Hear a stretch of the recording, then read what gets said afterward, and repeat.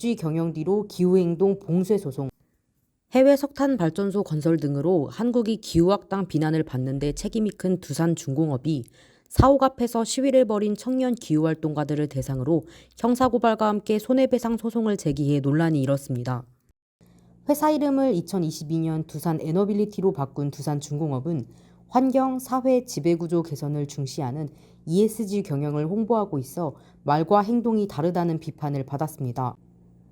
환경단체인 청년기후긴급행동 등에 따르면 두산중공업은 2021년 8월 9일 수원지방법원 성남지원에 강은빈 청년기후긴급행동 대표와 이은호 녹색당 기후정의위원장을 대상으로 1,840만 원의 손해배상을 청구하는 소송을 냈습니다.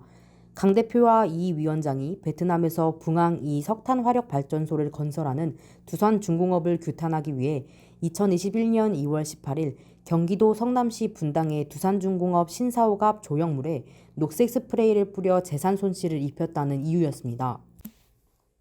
스프레이 뿌렸다고 1,840만 원 물어내라. 강 대표와 이 위원장은 두산 조형물에 수성 스프레이를 뿌린 뒤 조형물 위에 올라가 쉐이몬 두산, 최후의 석탄발전소 내가 짓는다 이라고 쓰인 현수막을 펼쳤습니다. 석탄발전소가 기후위기의 주범 중 하나로 꼽히며 세계적으로 퇴출당하는 추세인데도 두산중공업이 한국전력과 함께 베트남에서 대규모 발전소를 짓는 것을 부끄럽게 생각한다는 의미였습니다. 두 활동가는 20분 정도 시위를 한 후 스펀지로 페인트를 닦아내던 중 경비 지원의 제지를 받았고 출동한 경찰에 연행됐습니다. 경찰 조사 후 수원지방검찰청 성남지청에 송치된 두 활동가는 집회 및 시위에 관한 법률 위반 및 재불 손괴 혐의로 약식 기소됐고 그해 7월 2일 수원지법에서 약식 명령으로 500만 원의 벌금을 선고받았습니다. 이들은 이에 불복해 정식 재판을 청구했고 2021년 9월 15일 1차 공판이 열렸습니다. 이들을 변호한 이치선 변호사는 재물손괴죄에 관해 무죄를, 집시법 위반에 관해 정당행위를 주장했습니다. 피고인들의 시위 목적이 석탄발전소의 온실가스 배출로 침해당하는 국민의 기본권을 지키기 위한 공익적 행위였으며 두산중공업에 실질적으로 끼친 피해가 크지 않았다는 이유에서였습니다. 이 변호사는 이렇게 주장했습니다. 피고인들은 무해하고 친환경적이며 두산중공업의 재산상 피해가 발생하지 않도록 신중하게 수성 스프레이 제품을 선택했습니다. 경찰에 바로 연행되지 않았다면 세척 작업을 완료할 수 있었을 것입니다. 시민들 기후정의 무죄, 그린워싱 유죄 응원. 두산중공업이 석탄발전소 건설에 항의하는 청년 기후활동가를 경찰에 신고한 데 이어 손해배상 청구 소송까지 낸 것을 두고 환경단체와 시민들은 비난의 목소리를 높였습니다. 형사재판의 1차 공판 방청을 위해 모인 시민들은 돈만 하는 저질두산 손배 철회하라, 기후정의 무죄, 그린워싱 유죄 등이 적힌 손팻말을 들고 1인 시위를 벌이기도 했습니다. 청년기후긴급행동 측은 환경운동연합과 녹색당 기후정의위원회를 포함한 50여 개 단체와 900여 명의 개인이 이들의 무죄를 주장하는 탄원서에 서명했다고 밝혔습니다. 당시 비영리단체 기후솔루션 소속이었던 윤세종 플랜 1.5 변호사는 2021년 10월 6일 단비뉴스 통화에서 이렇게 말했습니다. 기업체가 시민활동가에게 개인이 감당할 수 없는 수준의 손해배상액을 청구한 것은 일종의 괴롭힘이라고 보여집니다. 에너지 전환에 대한 요구가 사회에서 지속적으로 나오고 있는 시점에서 청년 활동가의 요구를 무시한 점이 실망스럽습니다. 이번 소송으로 두산 측이 표방하는 ESG 경영에 깊은 위구심이 들 수밖에 없었습니다. 기업이 변해야 한다는 시민의 경고에 보복하듯 대응하면 결국 공익을 무시하겠다는 메시지밖에 되지 않는 겁니다. 두산중공업은 2020년부터 지구환경 등에 기여한 성과를 보고서로 만들어 발간하는 등 ESG 경영 실적을 인터넷 홈페이지와 언론을 통해 대대적으로 홍보하고 있습니다.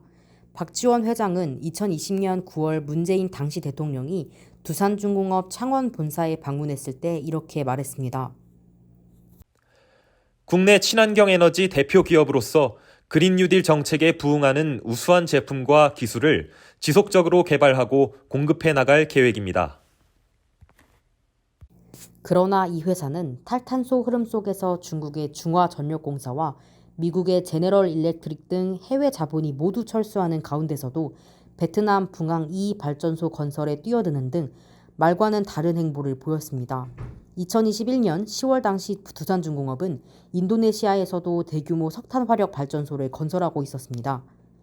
강은빈 대표, 기업의 기후위기 책임 물어야.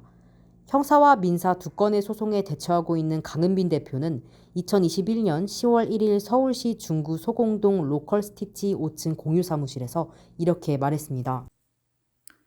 기업이 대외적으로 ESG 경영과 같은 친환경적인 행보를 내세우면서도 내부적으로는 실질적인 조치를 취하지 않는 부분이 무책임하다고 생각해 행동에 나섰습니다. 강 대표는 붕항 2호기 건설이 전지구적인 생태계를 위협하는 생태학살 에코사이드라고 지적하기도 했습니다. 또한 진행 중인 재판과 관련해 시위가 비폭력 행동 원칙에서 진행됐고 청소노동자들의 복구노동을 최소화하기 위해 무독성 수성 스프레이를 사용했으며 세척도구까지 준비했음을 강조했습니다. 그는 실제로 시위 직후 가벼운 물청소만으로 세척이 됐다고 주장했습니다. 강 대표는 이렇게 말했습니다. 인류가 경험해보지 않은 위기 앞에서 기업이 너무 거만하게 굴어서는 안 됩니다. 기후위기는 인류가 생태계를 착취한 결과이기 때문에 이제는 성장 강박에서 벗어나 처절한 반성을 하고 실질적인 대응을 할 때입니다. 한편 두산중공업 커뮤니케이션팀 이성민 과장은 2021년 9월 30일 단비뉴스 인터뷰에서 실제 손해가 발생했다는 점을 강조하며 이렇게 말했습니다. 훼손된 로고 조형물의 세척 작업을 최대한 진행했으나 원래 상태로 복구되지 않아 교체가 불가피했습니다.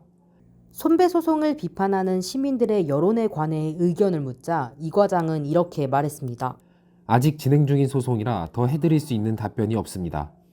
이에 앞서 두산중공업은 손해배상 청구 소장에서 두산 모양의 론사인 조형물에 칠해진 페인트를 제거하기 위해 세척 복구 작업을 진행하였으나 철제 부분이 긁히거나 찍혀 손상이 남았고 대리석 부분에 페인트가 스며들어 해당 시설물의 원상 회복이 불가능하다고 주장했습니다. 이에 따라 회사 건물 관리업체인 두산 큐벡스가 1,840만 원을 들여 재설치 공사를 했다는 것입니다. 그러나 청년기후 긴급행동 측은 론사인 로고 표면에 긁힌 자국은 두산중공업 측의 부주의에 따른 것이라고 반박했습니다. 2023년 5월 이 민사재판의 1심 선고에서 재판부는 손해배상 청구가 막연하고 증거가 부족하다며 두산중공업의 주장을 인정하지 않았습니다. 두산중공업은 항소했다가 취하했습니다. 한편 형사재판에서는 2023년 1월의 1심과 4월의 2심 판결에서 모두 두 사람에게 벌금 500만 원이 선고돼 대법원 판단을 기다리고 있습니다. 대법원 판결은 2023년 7월 27일에 나올 예정이었으나 당일 박태현 강원대 법학전문대학원 교수의 의견서가 새롭게 접수되면서 연기됐습니다. 박 교수가 낸 의견서에는 현행법에 따라 판단하기보다 지구법의 관점에서 봐야 한다는 주장이 담겼습니다. 강금실 등이 쓴 책 지구를 위한 법학에 따르면 지구법이란 인간 중심의 기존 법체계와 달리 지구와 환경을 중심에 두는 법체계를 말합니다.